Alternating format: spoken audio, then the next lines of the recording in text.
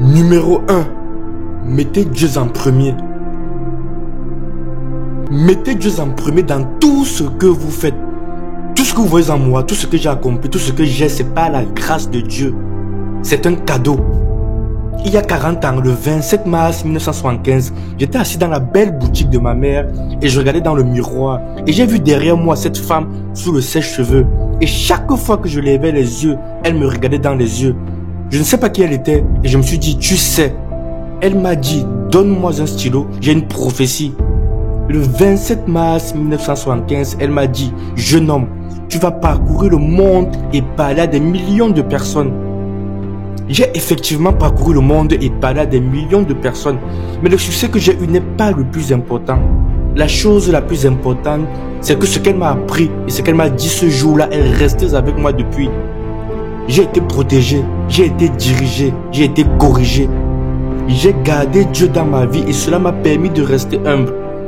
Je ne suis pas toujours resté avec lui, mais il est toujours resté avec moi. Alors, restez avec lui dans tout ce que vous faites.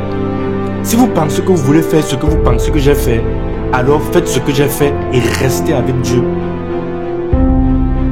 Numéro 2. Échouez grand.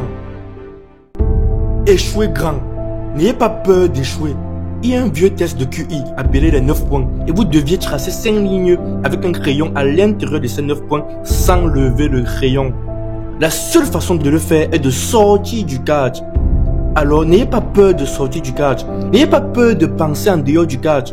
N'ayez pas peur d'échouer grand, de rêver grand. Mais rappelez-vous que les rêves sans objectif sont juste des rêves et ils finissent par alimenter la déception. Alors ayez des rêves, mais ayez des objectifs. Des objectifs de vie, des objectifs chaque année, chaque mois, chaque jour. J'essaie de me donner un objectif chaque jour. Ayez des objectifs et comprenez que pour réaliser ces objectifs, vous devez appliquer la discipline et la consistance. Vous devez travailler dessus tous les jours. Vous devez planifier tous les jours. Vous avez entendu le dicton, nous ne prévoyons pas d'échouer, nous échouons dans la planification. Le travail dur marche. Travailler vraiment dur est ce que les gens qui ont réussi font. Rappelez-vous que ce n'est pas parce que vous en faites beaucoup plus que vous allez obtenir beaucoup plus.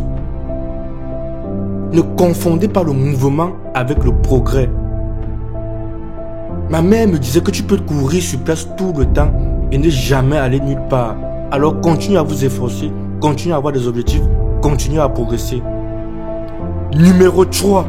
Vous ne verrez jamais une remorque transportant des biens tirés derrière un corbillard. Je m'en fiche de combien d'argent vous faites. Vous ne pouvez pas l'emporter avec vous. Vous ne pouvez pas l'emporter avec vous. Alors ce n'est pas combien vous avez qui compte. C'est ce que vous faites avec ce que vous avez. Certains d'entre vous ont de l'argent. Certains d'entre vous ont de la patience. Certains d'entre vous ont de la gentillesse. Certains d'entre vous ont de l'amour. Certains d'entre vous ont le don de la longue souffrance.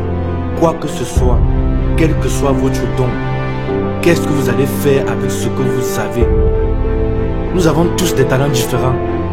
Certains d'entre vous seront médecins, d'autres avocats, d'autres des scientifiques, d'autres des enseignants, d'autres des infirmiers, d'autres des prédicateurs. La chose la plus égoïste que vous pouvez faire dans ce monde est d'aider quelqu'un d'autre. Pourquoi est-ce égoïste?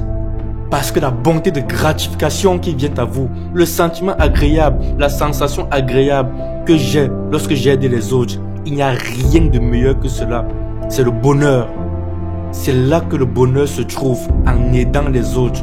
C'est là que le succès se trouve, en aidant les autres. Enfin, je prie que lorsque vous vous réveillez le matin, que vous vous mettez à genoux et pendant ce moment, dites merci pour la grâce, merci pour la miséricorde, merci pour la compréhension, merci pour la sagesse, merci pour les parents, merci pour l'amour, merci pour la bonté, merci pour l'humilité, merci pour la paix, merci pour la prospérité. Dites merci d'avance pour ce qui est déjà le vôtre.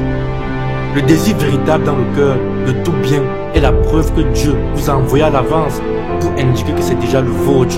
Cette démangeaison que vous avez, qu'importe ce que vous voulez faire, ces choses que vous voulez faire pour aider les autres et grandir et gagner de l'argent, ce désir, cette démangeaison, c'est la preuve que Dieu vous a déjà envoyé pour indiquer que c'est le vôtre. Et tout ce que vous voulez faire de bien, vous pouvez l'avoir. Alors réclamez-le.